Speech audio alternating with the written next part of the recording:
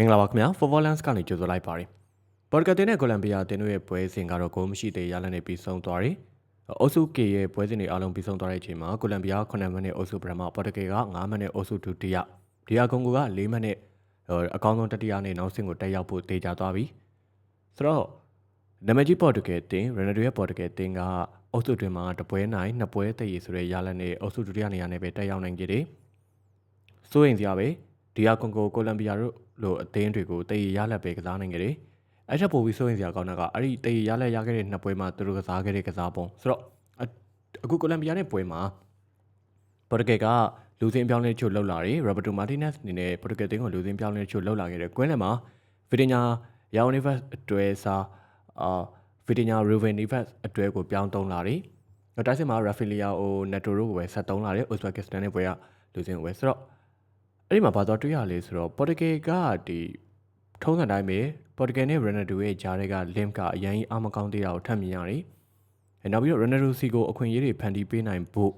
ဆိုတဲ့အပိုင်းမှာလည်းအရင်အားမကောင်းခဲ့တာတွေ့ရတယ်။ပေါ်တူဂယ်ဒီနေ့ပွဲကစားပုံကလည်းကိုလံဘီယာရဲ့မာဂျုံမှုကိုကြော်ဖို့ရုန်းကန်ခဲ့ရတယ်အများကြီးတွေ့ရတယ်။ကိုလံဘီယာကစားတာတော်တော်ကောင်းပါတယ်။နောက်ရာဖီလစ်တို့အနေနဲ့လည်းအထိုက်လျောက်ပဲခြေပေါ်ခဲ့တယ်လို့ပြောလို့ရတယ်။အဓိကအပြင်ဒီဗီဒီညာနဲ့ယာနီဗတ်ကွင်းလေအတွဲစားဗီဒီညာနဲ့ရီဗနီဗတ်တွေ့ကစားတဲ့အနေအထားမှာလည်းပေါ်တူဂယ်ကအဆင်မပြေဘူးပထမပိုင်းပြီးတဲ့အချိန်မှာရီဗနီဗတ်ကိုပဲပြန်ထုတ်လိုက်ရတယ်နောက်ရီဗင်ဒီယက်စ်ပါလာတယ်နောက်တန်းမှာရီဗင်ဒီယက်စ်ပါလာတယ်ရီဗင်ဒီယက်စ်ပါလာတဲ့အနေအထားမှာပေါ်တူဂယ်ခန်းစစ်ကအရင်ထက်နည်းနည်းလေးတော့ပိုမာသွားတယ်ရှင်းထုတ်မှုတွေပိုကောင်းတယ်တအူးချင်းလူကတ်မှုတွေပိုကောင်းလာတယ်ဒါပေမဲ့လို့ပေါ်တူဂယ်ကွင်းလေနဲ့ခန်းစစ်ကြောင်းကကိုလံဘီယ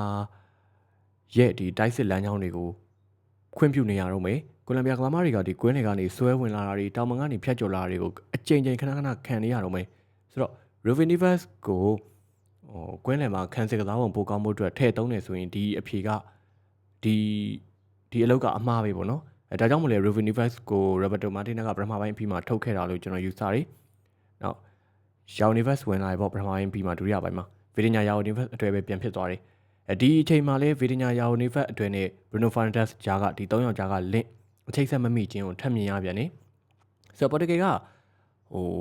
သူတို့ရဲ့အကောင်းဆုံးပုံစံကိုပြနိုင်ဖို့ကိုနေရာစုံနီးပါးမှာလဲအကောင်းကစားမကောင်းတွေအများကြီးရှိပါရဲ့နဲ့ဒီကစားမတွေကိုစုစည်းပြီးတော့စနစ်ကျတဲ့ကစားပုံတစ်ခုဖော်ဆောင်တဲ့နေရာမှာတော့အခုအချိန်ထိအုပ်စုပွဲစဉ်၃ပွဲလုံးပြီးသွားတဲ့အချိန်မှာလိုအပ်ချက်တွေအများကြီးရှိနေတယ်နောက်တစ်ချက်စိုးရင်စရာကောင်းတဲ့ချက်ကပေါ်တူဂီကဒီတိုက်စစ်ပိုင်းကဥဇဘက်ကစ္စတန်ကို9ဂိုးသွင်းခဲ့တာလွယ်လို့ဒီယာကွန်နဲ့ပွဲကိုလံဘီယာနဲ့ပွဲတိုက်စစ်ကဂိုးတွေနဲတဲ့အပြင်မှာအခွင့်အရေးတွေအရန်နေတယ်ကွင်းလယ်ပိုင်းကလည်းဒီလာဖန်တီးမှုထွက်မလာသူရန်နယ်ဒိုစီကလည်းဒီအခုပွဲမှာဆိုရင်ကိုလံဘီယာခန်းစစ်ကြောင်းကရန်နယ်ဒိုကိုအများကြီးပိတ်ဆို့သွားတယ်အများကြီးမြင်ရတယ်1/1မှာနေရာလို့လုံးဝမပေးတာဆိုတော့ရန်နယ်ဒိုကငကိုရေကသူ့ရဲ့အသက်အရွယ်ရကစားပုံမှာ shot ချခြင်းခံနိုင်ရပြီးသားဒီမှာကိုမှဒီမှာကိုမှကိုလံဘီယာလိုအသင်းနဲ့ပွဲမှာကိုလံဘီယာနောက်ကစားသမားတွေနောက်တန်းကစားသမားတွေကရန်တိုကိုနေရာလွတ်ကောစပီကောဘောလုံးကောင်းကောင်းလက်ခံလို့မရအောင်ကောနှောက်ယှက်ပေးထားတဲ့အချိန်မှာရန်တိုနဲ့ပေါ်တူဂယ်အသင်းကြားကလင့်လည်းပြတ်တယ်နောက်ကွင်းလေကဘရူနိုဖန်တက်နဲ့ဒီကွင်းလေအတွဲကြားကလင့်လည်းပြတ်တယ်Revenivus Vidinya Bruno Fernandes တွဲတုံးကြည့်တော့လေ Bruno Fernandes စီကအကောင်းဆုံးပုံစံကိုမမြင်ရပြန်ဘူးဒီဘက်မှာဆိုရောင် Filito စီကလည်းအရန်အကောင်းလာတဲ့ကစားပုံကိုမမြင်ရဘူးဆိုတော့ပေါ်တူဂယ်ကအနောက်တန်းမှာလည်းဒီတိုင်းပဲဒီကိုလံဘီယာရဲ့ဒီတိုက်စစ်စစ်မှုတွေကို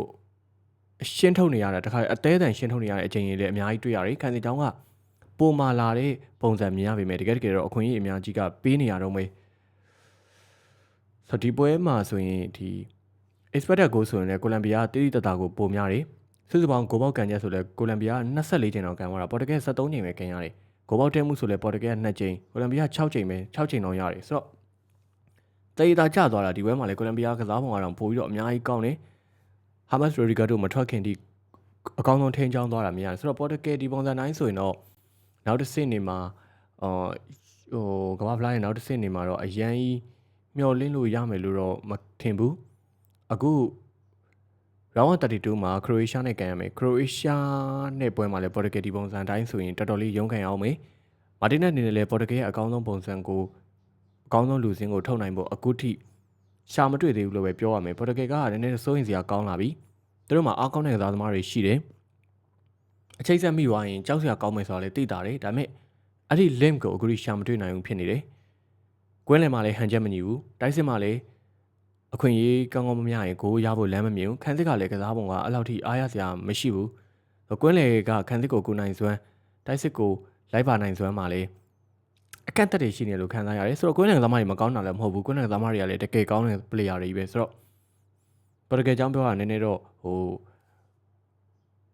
ရှုပ်တယ်လို့ပဲပြောရမှာဆိုတော့ပေါ်တူဂီကဒါဆိုရင်တော့ကျွန်တော်ပြောချင်တာတော့ဒီပုံစံအတိုင်းဆိုရင်တော့ပေါ်တူဂီ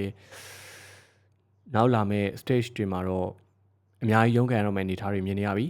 သူတို့အနေနဲ့ဒီပြဿနာတွေအသေးမှရှိတဲ့ပြဿနာတွေအများကြီးကိုမဖြေရှင်းနိုင်ဘူးဆိုရင်တော့ပေါ်တူဂီရဲ့အနေအထားတော့သိမ့်မလှဘူးလို့ပဲဆိုရတော့မယ်ဆိုတော့ဒါကတော့ပေါ်တူဂီကိုလံဘီယာပွဲအပြီးပေါ်တူဂီနဲ့ကိုလံဘီယာကိုဒီယာကွန်ဂိုတို့နောက်တစ်ဆင့်ကိုတက်ရောက်သွားတဲ့အုပ်စုကေအကြောင်းနဲ့ပေါ်တူဂီအသင်းအကြောင်းအနေနဲ့ဖြစ်ပါတယ်ဆိုတော့ကျေးဇူးပေးခဲ့ကြတဲ့ညီကိုအားလုံးကျေးဇူးထူးပဲတင်ရှိပါတယ်